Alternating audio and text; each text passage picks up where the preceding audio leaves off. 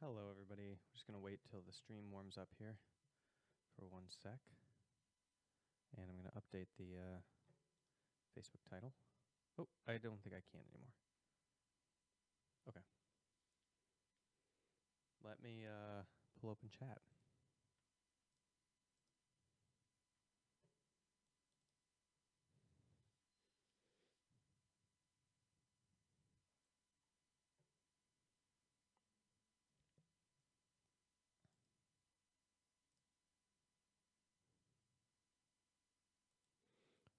All right, checking in on this stream. How is it going?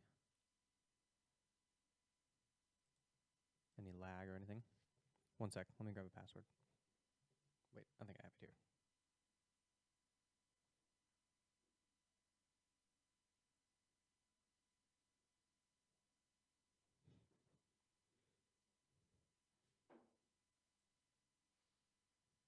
There we go. Now it's centered.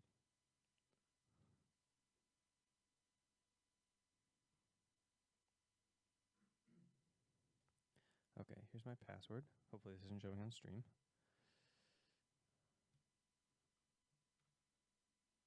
Oh, shoot.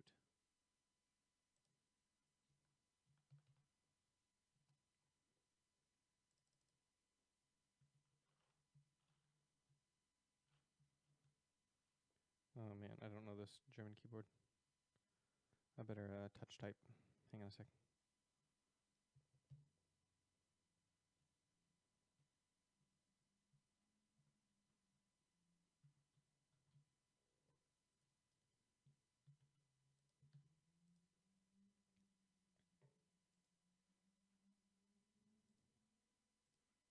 Okay, there we go.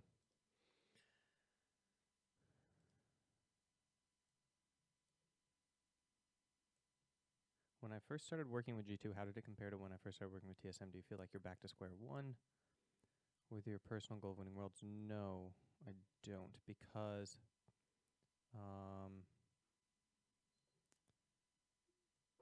like this roster of G2 had the same experience that this roster of TSM did, which is that they went to worlds and they lost and they learned and they got back together and are kind of pushing forward again, right? So this same roster of TSM that's basically coming into the summer split, minus Wild Turtle plus Double Lift. And if they do the 6-man roster, with both of them, then they're going to be in a very similar kind of a state. So I feel like that's a pure level up. And also, with TSM, they basically gutted the coaching infrastructure when I came in. So they brought me in to basically run the coaching infrastructure and build the coaching team. And so I'm not doing that as much in G2. They already have a good relationship with their coach, and they're trying to build onto that infrastructure. So it's not the same. And no, personally, as far as the things that I learned at TSM, that they just carry right over, right? So there is the fact that you have to offload those things, right, and teach them to teams and to players, but that's not very difficult. Could I check the chronological comments under? I'm not. You want me to go back to my last live stream and reply there? Okay, I'll check it out, but not right now. Sorry. Hello, Mafab666 hyphen, or maybe that's a heart. I can't tell. All right, so I want to dive into the show here, and today's show is going to be episode 116 of the AskWeldon show. So let's kick it off.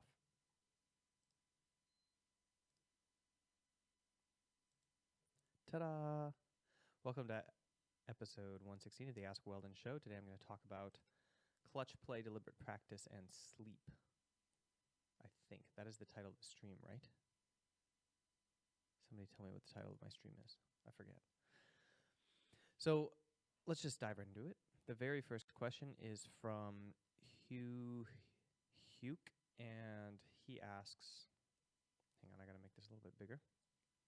I'm plat right now. Do you think it's possible to reach masters only being able to play 10 games a week with deliberate practice? So platinum rank, want to reach masters, 10 games a week. That's 2 games a day with deliberate practice. The answer is yes. I believe that it is possible. And I think actually you can say that. So that depends on how good your deliberate practice is, right? Because you could be not doing it right, in which case you won't reach masters. But I have evidence from my own experience that it's possible to reach diamond with 2 games a day of deliberate practice, and I'm fairly certain that if I augmented that, I could have kept going, and I think it's pretty possible.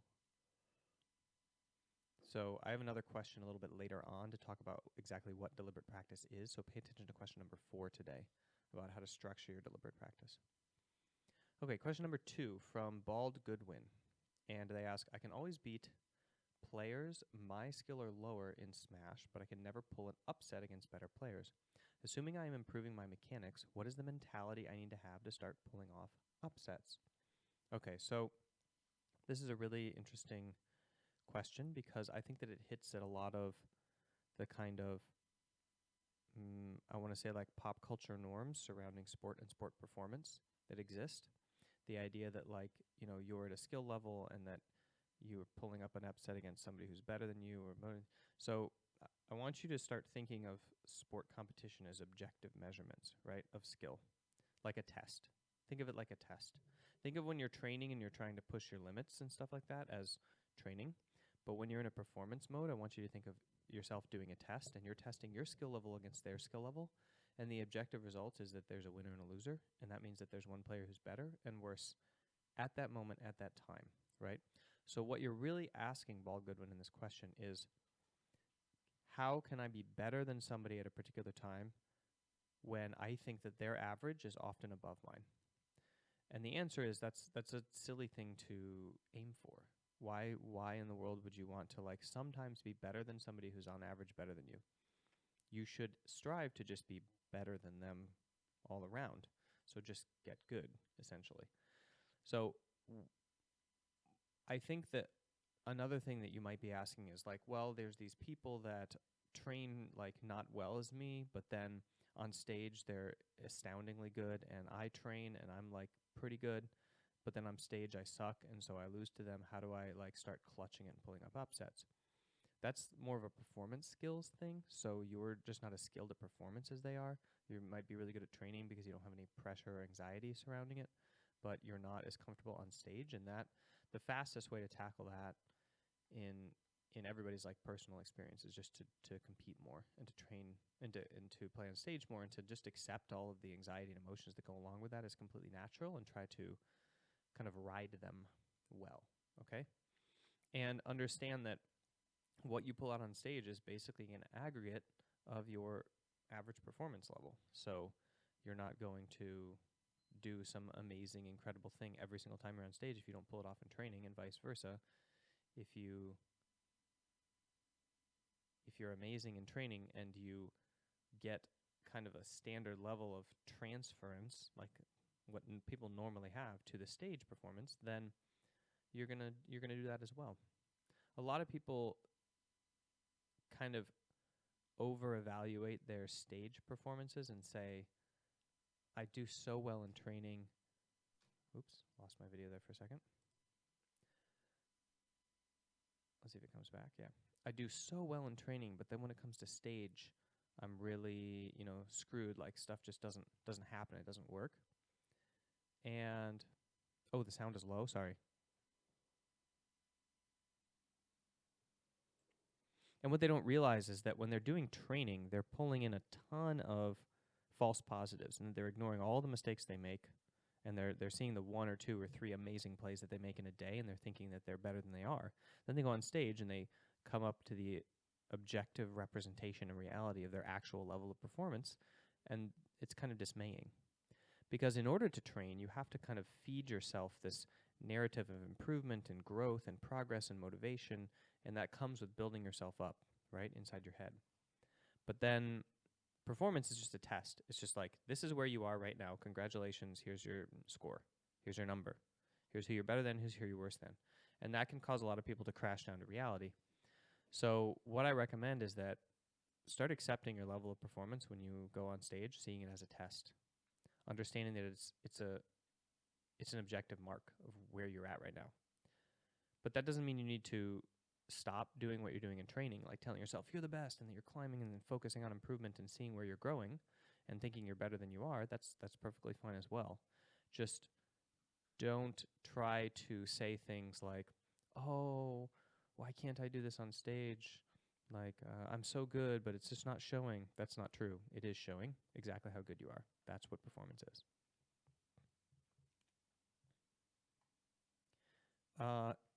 If there's a slight delay in audio, it could be because my audio is going to the computer and then my video is going to the computer. So let me try this. Hang on a sec.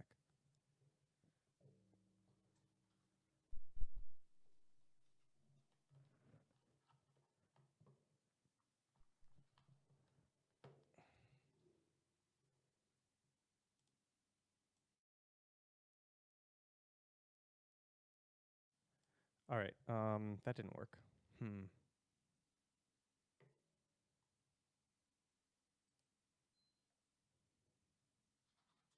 Oh, hang on a sec. Shoot. I can't change the audio now.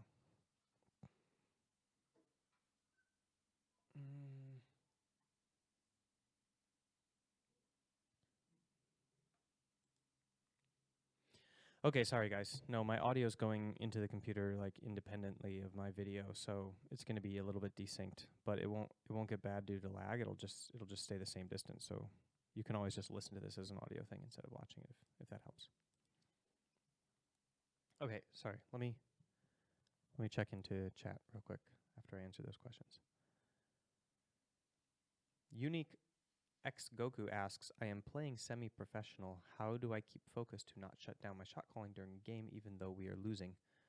The answer is twofold. Number one, make sure that you actually have things to talk about. So when you're losing, part of the problem is that you just don't know what plays to make. Like, to be perfectly honest, it's really clear what to do. Is this square? There we go. It's really clear what to do when you're winning because you know like how to apply pressure and how to take the next objective. But when you're losing, you have to take increasingly more. You have to give the team who's winning more things. So you have to say like, okay, they earned this turret, they earned this lane, they earned this thing. So you have to give it to them. But then you have to have increasingly higher risk, lower reward plays that are coming back into the game. And you have to all in on the right play and be patient on the wrong play, right? So it's rather tough to do comeback shot calling. And so my recommendation is that you start working on a playbook, like just a solid playbook of like, okay, we're this far down, probably like 4K down. Therefore, we give up a lane and group first. That's just a default. So you agree with the team that like at this point, what we should do is we should give up one of our lanes and we should just group and try to make a play. And anytime that they group, we should spread out across the map and try to farm and give up objectives while we're trading equally for other ones and for farm and for XP, right? So there's a really good default comeback plays. Whenever they're spread out, you group and give up a lane of pressure. And whenever they're spread out, or whenever they group then to respond to you, you spread out and you try to like give ground gracefully and like delay them from taking their objective but not die while doing it, while your side lanes, you know, or mid lane or whatever, wherever they're not, are like farming and soaking up XP and taking trades in objectives, right? So there's a solid comeback plan. And so that you can engineer that now as a shot caller when you couldn't before because you didn't have words to talk about it. You didn't have a theory or a philosophy around what you were doing and you weren't all on the same page with that, you know, as a team. And then the second thing you need to do is realize that a lot of people shut down because they see their performance in the game as an edification of their identity. So like as a representation of who they are. And it really helps to isolate those two things, to see yourself as a leader and as a person and as valuable despite how the game happens to be going, and whether your champion is behind or ahead, or whether you just got solo killed and are tanking the game for your team. So for that, I mean, you need ego, self-worth, and a social support network that sees you independently of your kind of success in League of Legends, and that's more than I can help you with over a YouTube video, but hopefully you get the idea of where that's going. Yes, I do read chat sometimes. Quentin Shetlin and Jester Lolius asks, I'm Diamond 4 at the moment and I'm struggling and feel like I'm at my peak. How does one push through and keep climbing? If you are plateauing, one of the ways to break through plateaus is to take a break and come back to the game with fresh eyes so that you forget bad and good habits, then you come back in and you focus on honing good habits. Another way to break through plateaus is to just increase your training volume like insanely. So like double the amount of time that you're training. Another way is to completely change how you train. So you just start studying or something, or you play a completely different lane and you'll drop down and drop back up. And just don't keep doing what you're doing and hoping for different results. That's the most important thing. Modify something, test, iterate. And so after you modify something or test or iterate, think philosophically, like, why am I going to change this? How am I going to change this? What effect should it have? And then patiently apply that process until you either see results or don't. Don't just try it for a day and be like, ugh, nothing happened. Try it for 2 weeks, 4 weeks, and then say, ugh, nothing happened. And then think okay, well, what was working and what wasn't working? Right? So don't just run around kind of like a mindless monkey trying a different thing every single day just because I said, don't do what you always do. But think about what you're doing.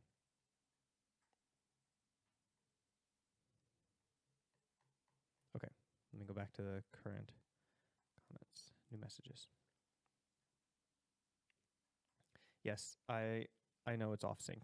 I tried to then reroute my audio through this, but I think it would involve resetting all of my sound stuff, so sorry. I will fix it for the next stream. I apologize. Or maybe I'll take an intermission, and while I'm talking to y'all, I can try to fix it. Okay. All right. Next question. Next question is from your bro, Dr. Dro, and he asks, "How essential is 8 hours of sleep in esports training?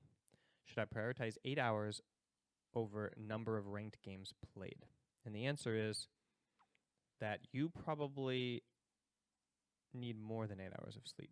So 8 hours of sleep is like an average number thrown out there. In reality, people need more and less, and it depends a lot on age. So if you're a teenager, you need 10 or more hours of sleep. And if you're, a 30-something, you might need 7. And if you're an athlete, training 4 or 5 hours a day, you might need 12. And if you're just kind of laying on the ground all day long or sitting in a chair and not doing anything, then you might need less. So the answer is really dependent on how much recovery your body needs and how much stress you're under in your life.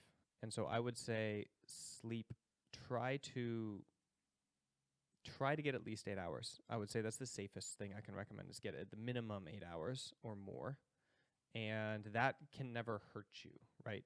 Everything that you miss in terms of training hours, you can get recompense for in terms of quality of your training because you're more rested. Okay, so yes, you should sacrifice number of ranked games played for sleep. That's an absolute no-brainer because you're going to, in the long run, improve faster, even though in the short term, you're going to sacrifice your growth curve. Just try to find ways of finding other time in your day that you're wasting instead of sleep, right? So you say oh, I could sleep less and play more, but probably you're wasting some time on Facebook, and you're probably wasting some time, watching Netflix and watching movies, and you're probably wasting some time, playing a different game. And I would say sacrifice those things before sleep because that doesn't make any sense to do entertainment and hobby stuff and then also to want to climb and train yourself and then say, oh, but I don't have enough time to do both of those, so I'm just not going to sleep. Because I think sleep's more important than the entertainment hobby stuff in terms of your health and well-being. Or you can sacrifice the training and just not be good at the game and be okay with that. That's fine too. Okay, next question is from Thy Unique Hope. And they ask, how to be disciplined enough to train what is strong rather than what is pleasant? Great question. How to be disciplined enough to train what is strong rather than what is pleasant? I guess this depends completely on your ambition. So either you have an ambition that's real or you have an ambition that's fake, right? You either say, I want to be the best, and you really mean it, and therefore your drive powers you to sacrifice and suffer in order to achieve that. Or you say, I want to be the best, but you don't really mean it, and so your drive doesn't drive you to sacrifice for that. So I would say this is more of a self-diagnosis. If you don't have the discipline to train what is strong rather than what is pleasant, then you probably don't actually want to be strong more than you want to enjoy things, right? So the way that you get that discipline is that you look at yourself and you ask yourself, do I really want this? Do I really want to be strong more than I want to enjoy this game? Do I really want to be high ranked more than I want to play this fun champion? Do I really want that? And if the answer is yes, then you'll do it. And if the answer is no, then you won't. And you have to be okay with that, with the fact that because you don't have that ambition, because you don't have that drive, you will not then get good and you won't rank up. So you'll just have fun. But that's not a problem, right? Like, I love one-tricking champions that are fun and handicapping myself at the game, and I'm okay with not being the best in the world. That's fine, because I'm getting something else out of it, right? So I think that being able to understand what you want and where you are is probably really, really crucial to that. 1, 2, 3, 4, 5. Fifth question is from Evil Waffles. Good name. And they ask, I was wondering what deliberate practice means and how I can use it for life, for school or anything. Okay, so this is related to the first question. So if you tuned in a little late to the stream and you missed the first question was, I'm plat right now. Do you think it's possible to reach masters only being able to play 10 games a week with deliberate practice? And I said, yes, I think it is, if you do deliberate practice. So now I'm going to talk about what deliberate practice is. What does deliberate practice mean? Okay, so the definition of deliberate practice is that we humans have figured out a specific training method that gets you from point A to point B in a very efficient and predictable way. Okay, meaning that we know how to take a violinist from novice to professional level, more or less. And we know how to take a pianist there. And we know how to take a chess player there. And we know how to take a soccer player there. And you can tell by just the sheer number of, the amount, and also swimmers, by the way. Essentially, when we started pursuing records, so when we started pursuing world records and these kinds of time-based, really measurable things, and when we started looking at the achievements of pianists and the achievements of violinists as a kind of skill set, can you do this or can't you? We started kind of cracking the code of how it is best to train those skills and those physical traits. What we discovered is that we can more or less take any human and mold them into and use the same kind of rote method and get them from point A to point B, given that that person is motivated and wants to do it, and it puts in the time for it with more or less the same amount of time invested. So this is what deliberate practice is. It means taking a known system that we know how to conquer and using those skills, that knowledge to get there. And that unfortunately does not describe, for example, what happens at the elite level when you're pushing the boundaries of performance. That's not deliberate practice. Deliberate practice, because we don't know how to train to get better. There's training philosophies and coaching philosophies, and you're kind of pushing your limits and trying to figure out what's possible. And that's more of a mental feat, I would say, mental and physical feat. And then there's deliberate practice in something like League of Legends, where we don't actually know very effective ways in terms of the mass of humanity. We don't know super effective ways of training, getting better at the game. There are coaches that have come up with systems, and some of those systems work and some of them don't, and some of them are contextual, so they only work for some people. But we don't know what is the progressive order of skills. In the same way that we would teach a violin student, we don't know the progressive order of skills and the drills that are necessary to do in order to go from 0 to challenger level in League of Legends. And part of the problem is that we can't actually do drills in League of Legends, so that's impossible to ever do kind of deliberate training in this sport. So you can use it for life and for school by just by going out and investigating what it is that people do to become world-class at something and following those tracks exactly. That's the best method. Fast follow, copy. But don't get caught up in what institutions say is deliberate practice, okay? Because the way to learn a language in a school, and they say, do this and you'll learn a language, is completely wrong from how it is that you actually learn a language when you're doing deliberate practice, right? So the people, go pay attention to the polyglots who speak like 26 languages and use their systems, because they all use the same system of deliberate practice, which is basically immersion and grammar translation method, right? So it's really straightforward. They just immerse themselves in the language, reading, and they do a ton of intake, and they do corrected production. So production with the correction really close to the moment of production, which takes a lot of like ego and because you got to get corrected a lot, right? And the grammar translation. So really deep understanding of like the grammatical structures and how they fit together. Translating one sentence into another language like exactly and translating it back and memorizing it. So that's how you learn a language. But then there's all these schools that kind of teach languages, and they have these textbooks, and they're like, oh, you do these activities and then group work and then, a presentation in a language. That's not deliberate practice, okay? So don't get fooled by institutional representations of how you acquire knowledge, but instead go and figure out how it is that experts and world-class people at these skills like acquire their skills, and find those methods and follow those. So that's how you use it in life and school and anything. And there's a really good book to read on this that's kind of like inspirational. It doesn't give you a lot of actual tools on the science side, but it's inspirational, and that is The Art of Learning by Josh Waitzkin. Just go to mindgames.gg/tools, TOOLS, to find these books. I don't think that I recommended it there, but there's another one there that is all about deliberate practice, and that is something about, what is the title of this book? Something about the secret of what we know about modern day elite performance or something like that. Anyway, you'll see it at mindgames.gg/TOOLS. And if you subscribe to my mailing list there, you will actually get a summary of then each of those books, in your email inbox that tells you the key takeaways and the key points, and then you'll know if you actually want to buy one and read it or not.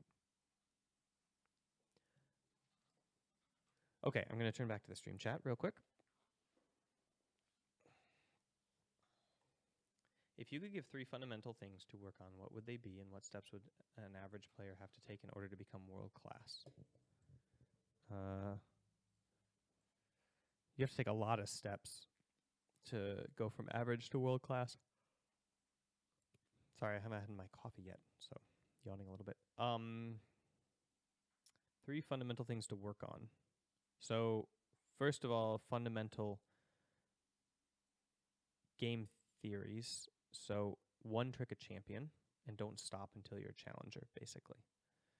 Because what that means is that you're going to learn the macro from the micro. You're going to get so in depth and so involved in mastering this champion in every single way and in every single matchup and in every single understanding that you will learn how to play Hecarim from playing against Hecarim, right? Let's say you're playing just Annie and nothing else. You'll learn how to play LeBlanc by playing against LeBlanc with Annie and trying to win that matchup. Let's say you're me and you just one-trick Talon, and you have to somehow survive in lane against all of these counters that are really bad for Talon. So what you do is you learn the strengths and the weaknesses of all these other champions, and the moments of weakness and the moments of strength, and how to execute victories in against all these different team compositions with all the deficits the Talon has and all the strengths that he has. So you maximize this champion and you minimize his weaknesses constantly.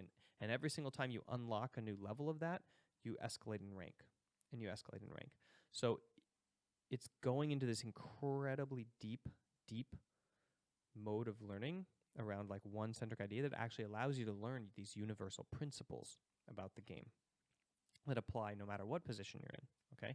So I would say settle down, have patience, and do some really, really deep study of the game, which you can do centered around 1 or 2 kind of champions or around one type of champion. So for example, just play only bruisers, or I don't recommend that actually, because you can make way more mistakes as a tank and a bruiser than you can as any other champion and still win. I actually recommend champions that punish you horribly if you make a mistake, like assassins. So just play only assassins mid, or only assassins top, or only assassins jungler, or only like squishy playmaking AD carries, or only squishy playmaking initiation supports, or supports that initiate, right? So ones that like win the game for your team and see the play. Then you'll go in and you'll either die or you'll win the game, and then you'll know if you made the right decision or not. So that's what I recommend for how to work on the fundamentals.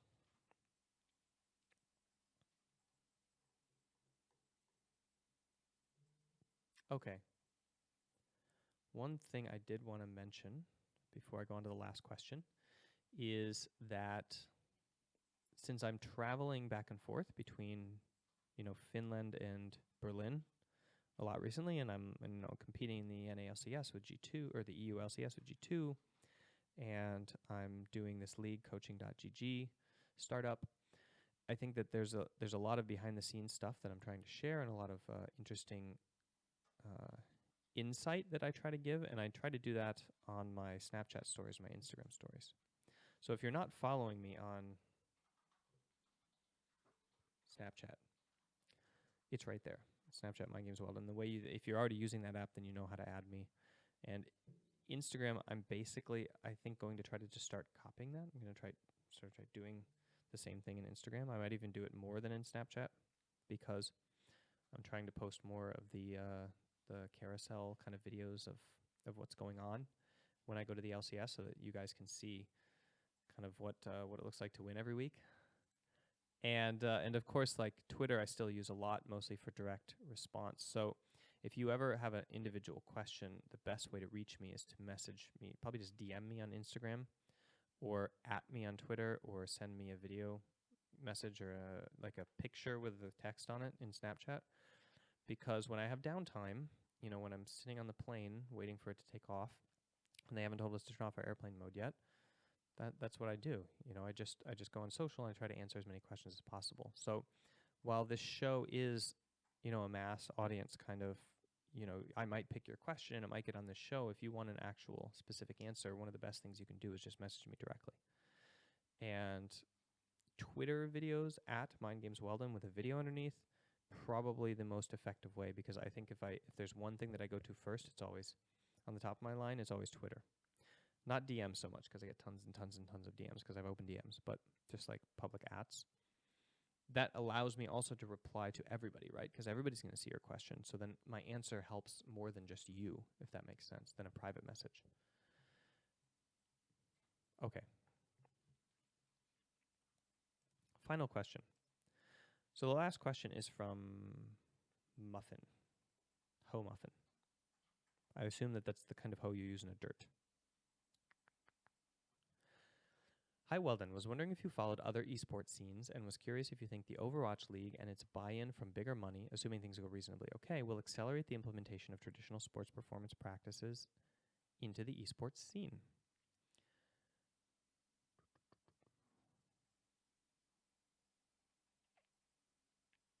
No, I don't think so. I think that the buy-in into Overwatch is largely due to really good sales and marketing from Blizzard, and a lot of fear of missing out from investors who are missing out on League and they don't want to miss out on Overwatch. And I think that a lot of them are going to lose money, and that the interesting thing about esports right now is that it's not like sports is a cultural phenomenon. There's a sport that wins and there's a sport that loses, and the marketing surrounds that and extracts money from that. But like the NBA is a cultural movement. The movement towards the NBA is cultural. The movement away from the NFL is cultural. Okay, it's nationwide and it's uncontrollable. Even though marketing and branding has a big part to do with it, it can't control it, right? You ride that wave.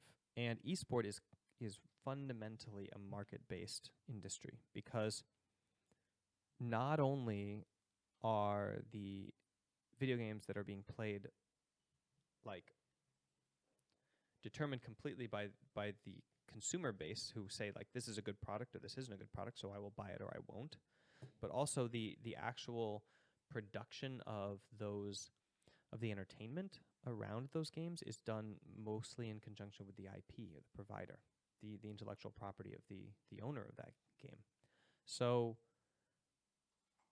all of these owners obviously want their esport to succeed and think that they're going to be the next one.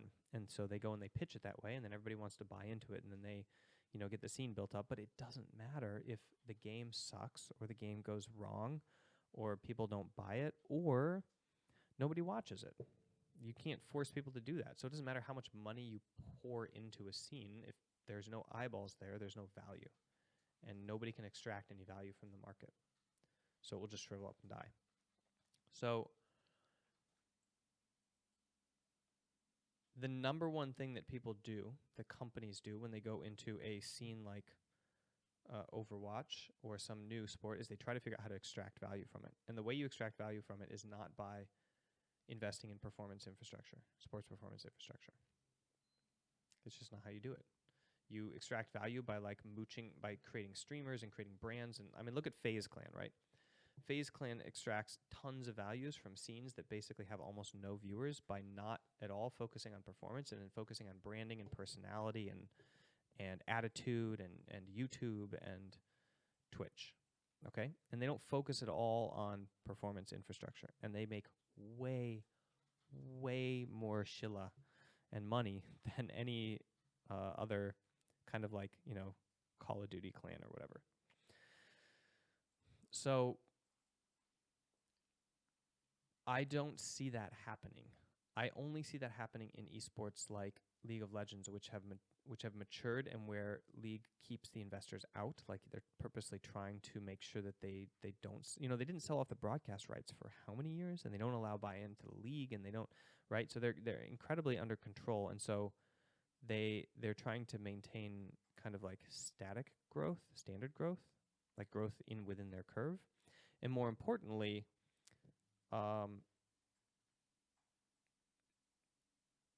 it's a very mature global performance scene where winning is clearly correlated with value. So winning is not correlated with value in Overwatch because you can just stream and get literally more views than pro Overwatch, competitive Overwatch does, right? If you're just an entertainment streamer or a teaching streamer, you probably make more money and generate more value for advertisers than a pro Overwatch team. So there's no connection between performance and winning and value derived from the market. So there's no incentive for a company to actually invest in performance infrastructure. In League of Legends, that's different.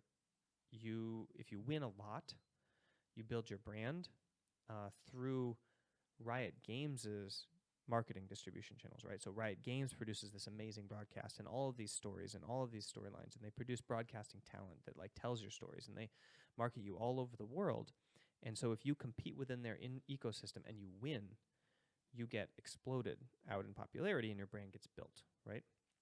So they build the stage for you, and all you have to do is go up on it and perform and win. And then you reap the rewards. So that is the kind of environment that produces investment in performance infrastructure, where people care about winning and not losing.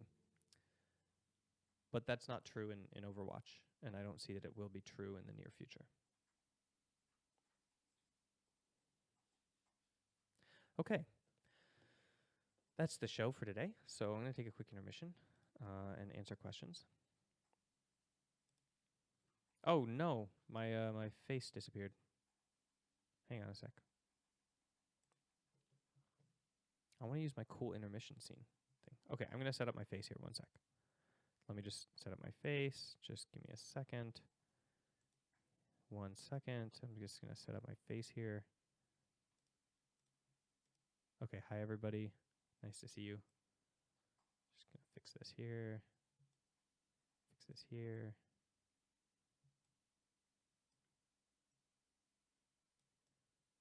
Just going to go in here, put myself in a little box.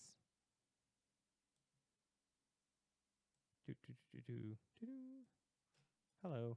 Oh no, my camera shutter closed. Just a sec. It'll come back open soon.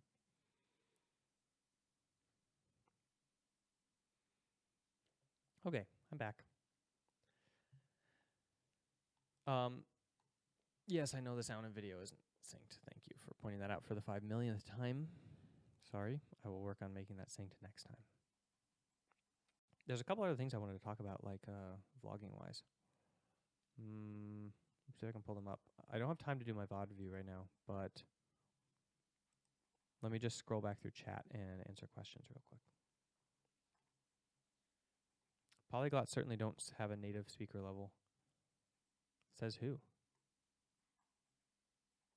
Are you a native speaker who's spoken to tons of polyglots? This is the weirdest statement ever, but I guess whatever. Twitch chat. Okay.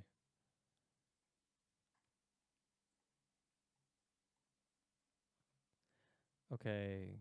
I scrolled all the way up to this question. Weldon, on what aspect of the game do you think G2 has improved since the beginning of the split? Mental resilience? Unique asks, that was great advice. I guess by training more and more with my teams, we will improve. Another question. How do it not get worse in game skill on lane by shot calling all over the map since I can't focus on my lane? I'm assuming what you are trying to ask is, I'm shot calling all over the map, but my skill level's dropping. Yes, that's because you can't keep track of two things when you're improving. So aim for a 50% success rate and failure rate and push your limits and try to incorporate new systems into automatic systems. So when you're learning a new skill, it's not automatic.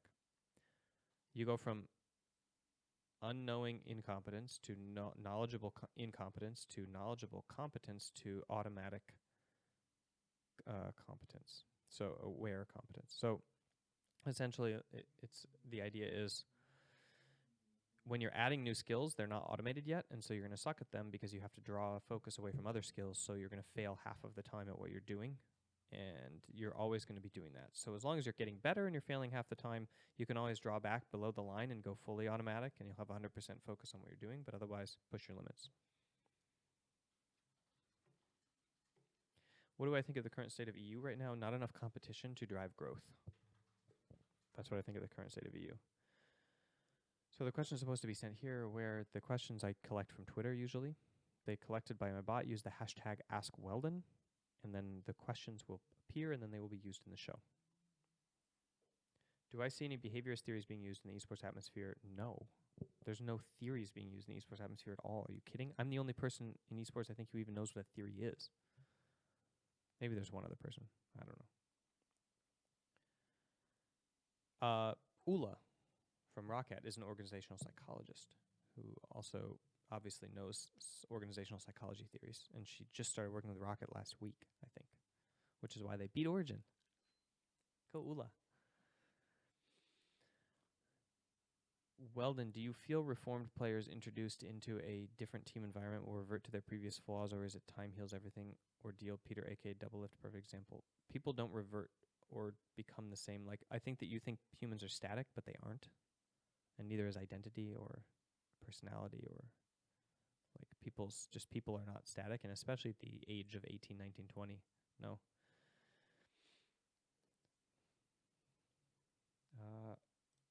How much should I play per day? I often lose focus after 6-7 games. That sounds like a listen to your body kind of thing. Just listen to your body and learn when to stop. Any comments about G2 right now? There you go. I have this weird problem, says Rauno. I can't seem to play a lot of ranked games in a row. I play 2 to 3 ranked games in a month, and then I just stop. I play 50 to 100 ranked games per season ever since Season 2. Why is that a problem? Oh, okay. Was in Bronze 2 and Silver 3, climbed like that to Plat in Season 5. Season 6, I was Gold to 50 ranked games, but I can't make myself play more ranked games to climb. Rauno, if you can't make yourself do it, then you don't want to do it. Like, it's as simple as that. Why is this a problem? Do you want to play more ranked games? If you do, then do so. And if you can't make yourself do so, then you don't actually want it badly enough to probably force yourself to do it. Probably find more joy out of playing normal games with friends, or you have more fun playing Breath of the Wild, or I don't know what it is you're doing instead of playing ranked games, but like it must just be a fine life. Like, I'm pretty sure if the question was, I'm a homeless person living under a bridge and I'm starving to death and I have a daughter who has no food and I have to play this ranked game or nobody will give me food to eat, and if I play this ranked game, somebody will give me a tent and food for my kid, that you would do it, right? But the choice that you have is like, I could play this ranked game, or I could play this other game that's kind of like ranked, but like twice as much fun, and there's low stress, and it's with my friends, and it doesn't really matter. Or I could go watch this movie on Netflix, and like, your choice between those three things is like, oh, why would I play this ranked game? Do you see the difference? So what I'm saying is that you're living a very sheltered life, and you shouldn't be surprised that you aren't stressed out enough to have to play ranked games for some sort of gain, because it's a ranking system on the internet. Nobody cares. How do you gain and maintain motivation to go to the gym? That's a tough one, Hasterius, and I'm a bad person to ask because I'm pretty bad at this. Like, I will go for like 3 years every single day, and then I won't go for like 2 years.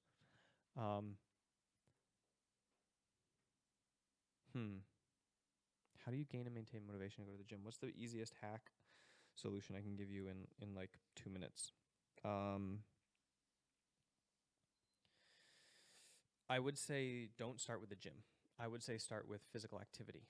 Look at your life and figure out where you can build in more physical activity and start thinking about health constantly.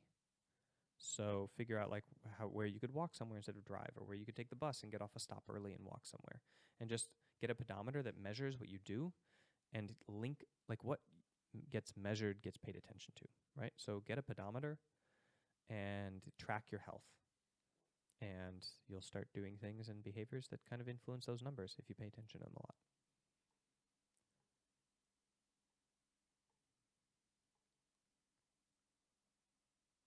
I'm a millennial and canceled my cable this year.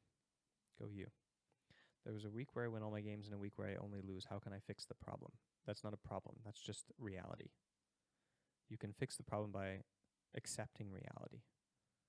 And if you want to play more consistently, first of all, you need to understand mathematics, which is that you win 50% of games and you lose 50% of games. Once you're at your average, once you're at your ranked skill level. So if you're losing half of your games, then you are at the skill level at which you will win and lose 50%. So that means you need to train to get better. I also doubt that you actually lose all your games. I think that you're probably exaggerating. That tends to be the same in the EU. LCS streamers get more views. That's correct. Yeah. Greatest tip for creating a cohesive team environment from a coaching position. Dates, player dates. Go make them have dates with each other and go through a constructed set of questions that they answer with each other, so they get to know each other on a deep information transfer level. Hello from Uvascula. Hey, Yanni. Did you ever have a session with LS? I've had lots of conversations with LS. We've never had sessions. Process for teaching a new skill to a competitor. That's a really broad question. Can you narrow it down? Why are you not streaming on Twitch? I am streaming on Twitch. Twitch.tv/MindGamesWeldon. Weldon, anyway, turn up the volume a bit. It sounds kind of quiet. Sorry.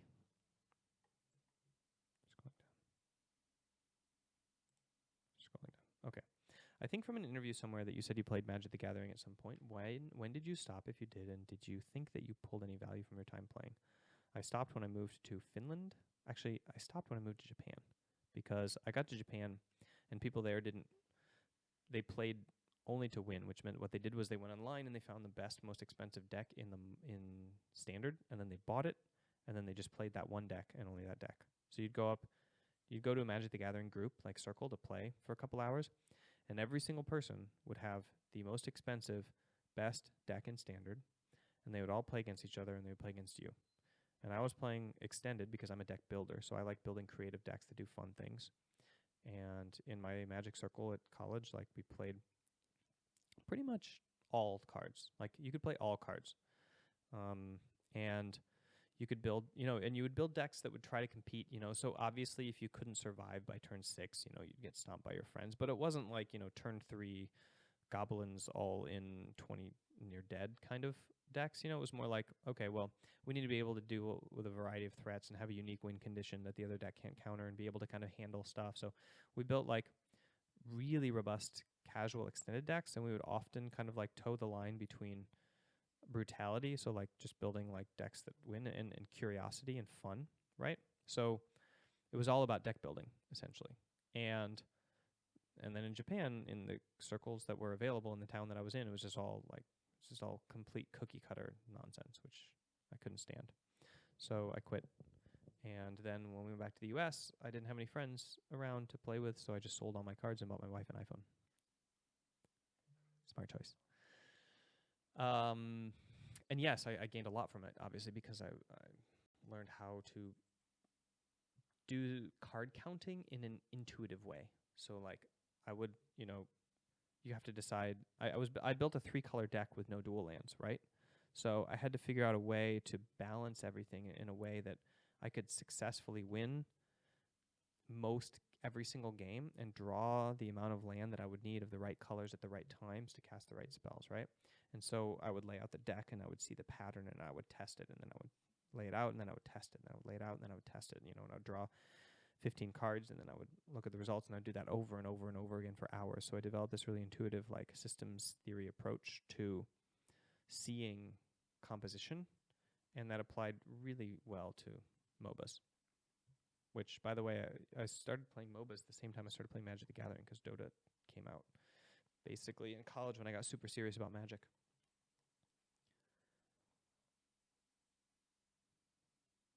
How much time should I spend for sleeping as a student? 8+. Depends on your age, not necessarily as much what you're doing. Is my volume still quiet? I turned it up.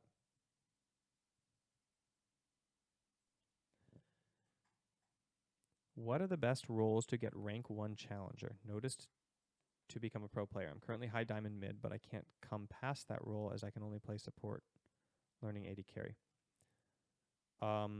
You can get a challenger in any role. Just get a challenger so you're playing with pros in your role.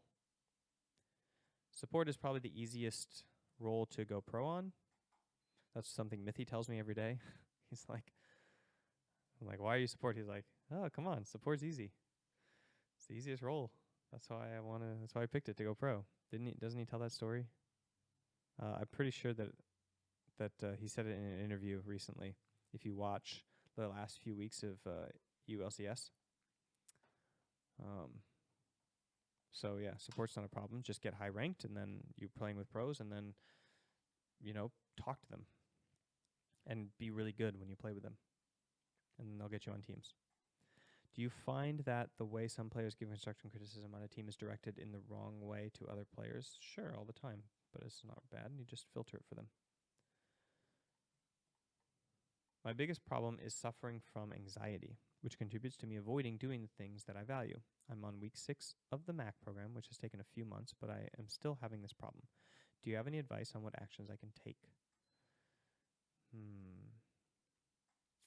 So Dan's League, I think that what I would do is say that the anxiety is not likely to go away.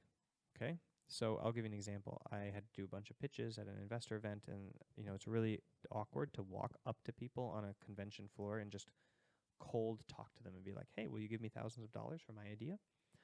So I definitely felt anxiety about that.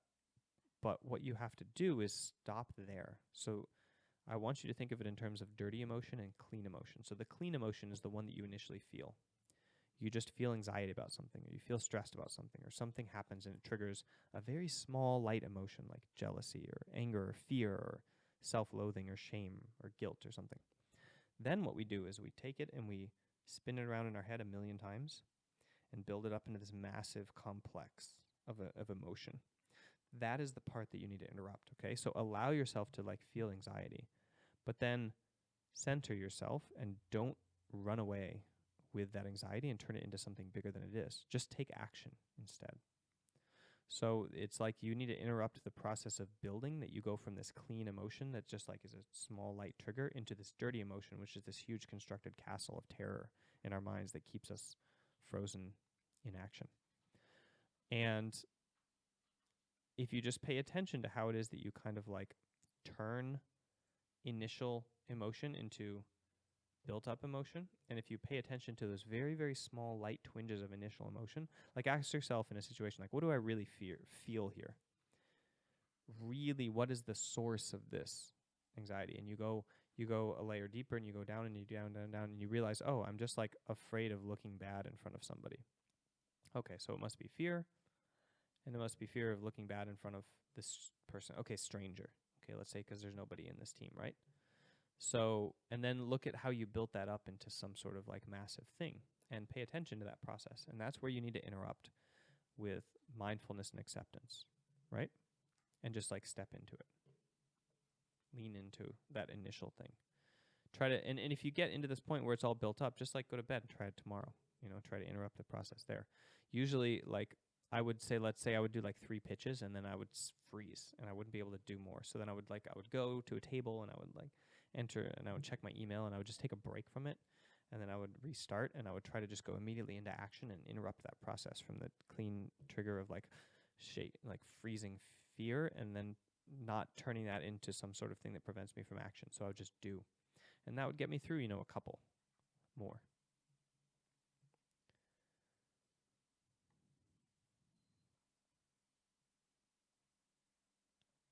Tyler asks, I coach for a club at my university and I'm trying to help one of my competitors get over her nerves because she has a lot of potential, but panics when things go off the rails. Any tips?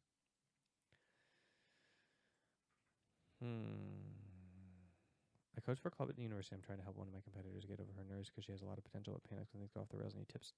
Yeah, but my tips are really in-depth and long. So I would say have her check out my YouTube channel, honestly. Panic and anxiety are pretty normal for competition, and you have to normalize it, so you just have to compete a lot. And yeah. Am I doing call-ins? Yes, I am, Jenslo. Actually, I think that I have I'm trying this new thing. Anchor just allows you to do straight-up call-in audio. So I'm going to do Anchor shows from now on. Let me check my profile. Edit profile. Yeah. Okay. So I'm not really sure how to do this, but if you go on the app called Anchor,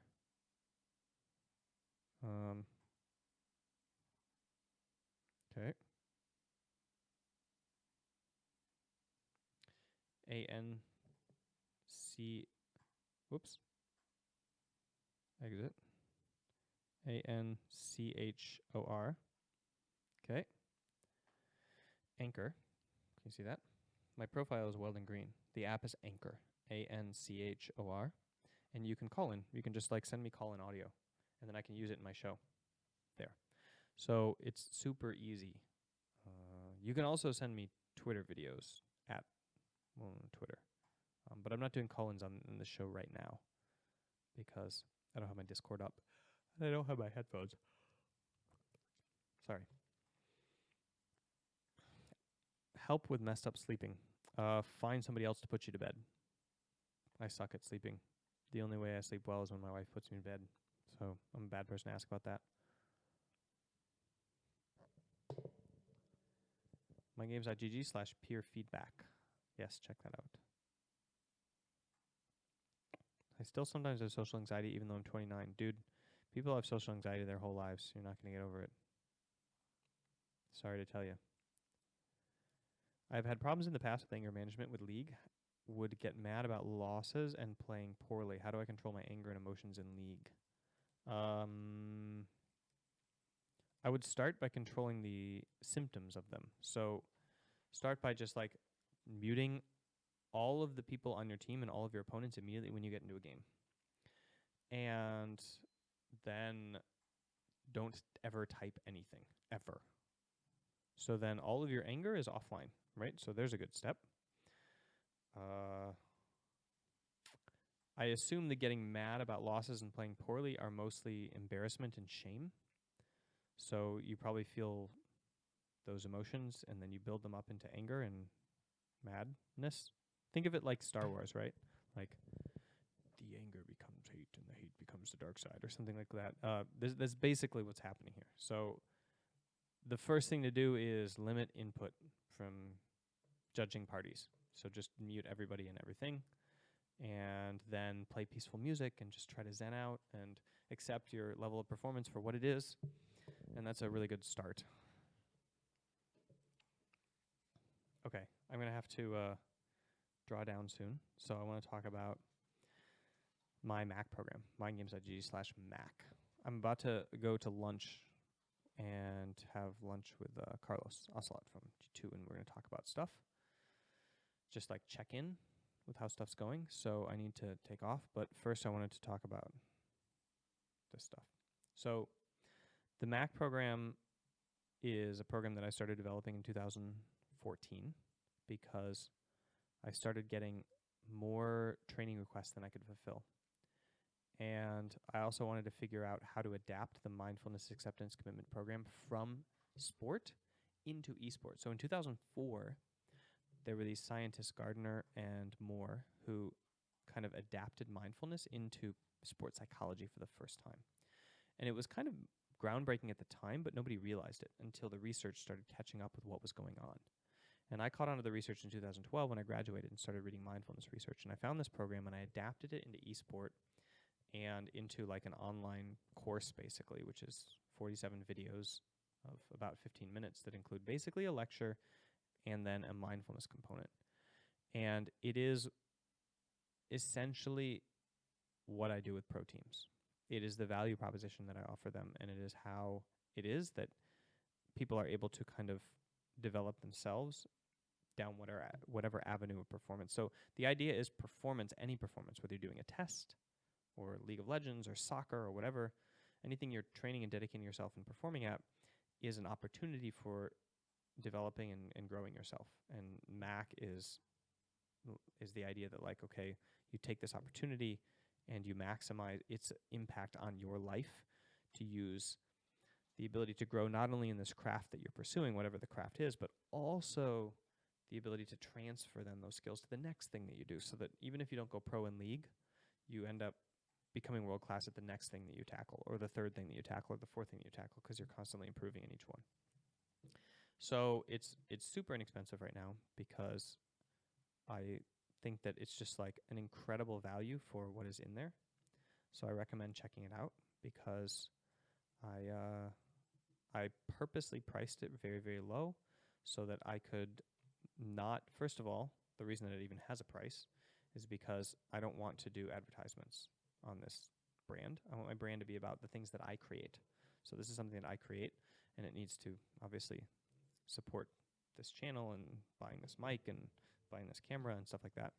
So, and hopefully syncing my audio. So if you really want to see synced audio, so like I don't advertise for Alpha Draft and all those, betting websites, and I don't advertise for Logitech because I don't even really like their keyboards all that much. Are Logitech a G2 sponsor? Holy crap. Did I just screw myself? I so did. Well, to be honest, I don't like mechanical keyboards. Logitech, I love your non-mechanical keyboards, but I just don't like mechanical keyboards. And I use a Mac anyway, so it's a moot point. Ha ha ha. Sorry.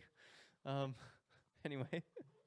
I don't want to have to care about stuff like that, right? I don't want to have to be unauthentic and shill you stuff that I just don't even care about. So I produce my own product, which is the Mac program. And I sell it for very inexpensive because I want everybody to be able to access it and to improve their life.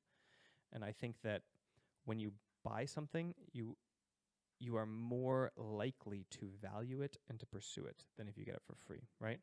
So people ask me all the time whether there's a discount for this. The answer is I don't run 2-for-1s or Christmas discount or anything. It's just $25 now and forever. Price might go up later, but if you actually can't afford that, then people message me and I just sell it to them for what they can afford, right? But my belief is that because you have skin in the game, you're more likely to tackle the concepts that are within there because you say with your pocketbook that you value them, right? So that is kind of the justification and the explanation for what that is and why it exists and why it is so inexpensive, but also why it actually does cost money, all rolled into one. Because I want everybody to be able to access it because I think it's useful for every single person to improve themselves. And it's the only way that I have, aside from this show, of extending myself in terms of training hours.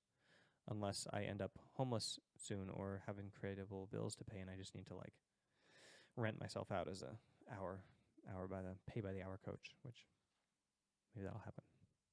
Okay. The other thing I want to talk about is runtime because I've been really, really kind of ambitious about trying to create a nutrition product or partner with a nutrition product in esport for a long time. It's really, really important to me, and I teach a lot of nutrition, and I teach how to create out of nothing the best performance kind of ergogenic aid, right? So caffeine and L-theanine basically are the fundamentals of that.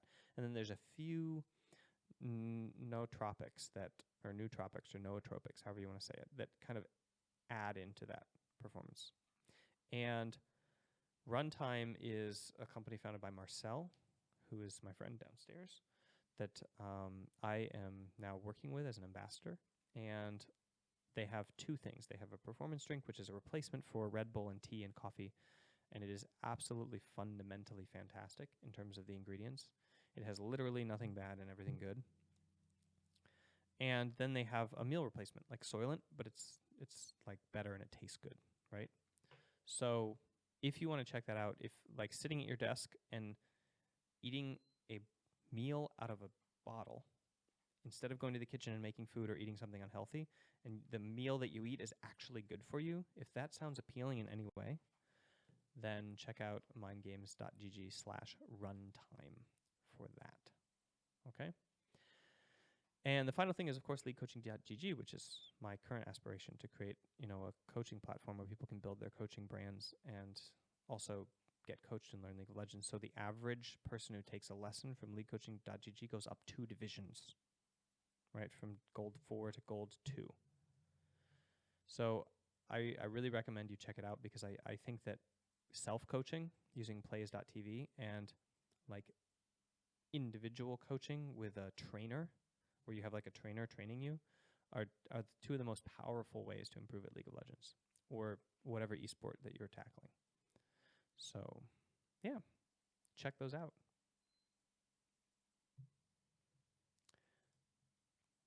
Investing in optimality is worth it. Investing in yourself is worth it. Yeah, I agree. Mac is whack.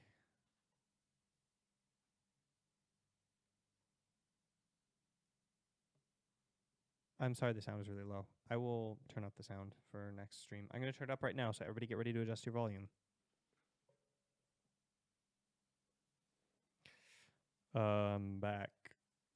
What did I turn up the bass to? Is there an intentional way to enter flow state, or does it slowly come naturally to you? You can't intentionally enter flow, but you can act like you're in flow without actually being in flow and have the same level of performance as being in flow.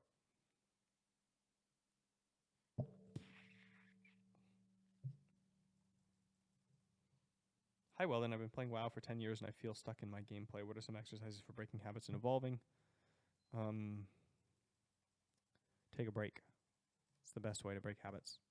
Take a break and come back and reset. Change what you're doing. I didn't notice any change in audio level. All right. Well, anyway, I got to turn off the stream, guys. So while the stream is off, what I will work on is fixing my audio sync and the audio levels. And then when I come back to do my VOD review later today, it will be more optimal, less suboptimal. Let's put it that way. Thanks for tuning in.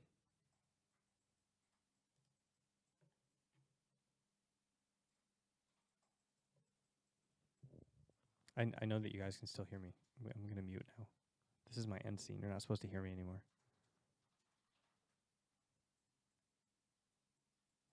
And old gold woes, you're welcome. And tell me what your blog is so I can check it out. Matthew Nelson, what was your question? I'm still here. Shh. Just don't tell anybody else.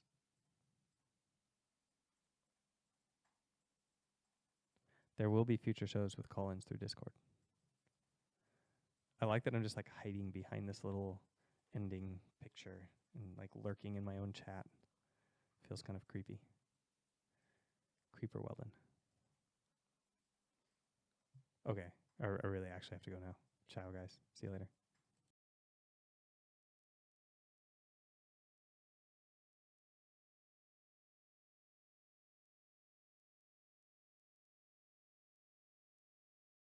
I'm going to jump back in to answer Sularon's thing. Runtime does not genetically modified organisms or chemical additives. It's not like organic, if that's what you mean. I'll ask about GMOs and chemical additives.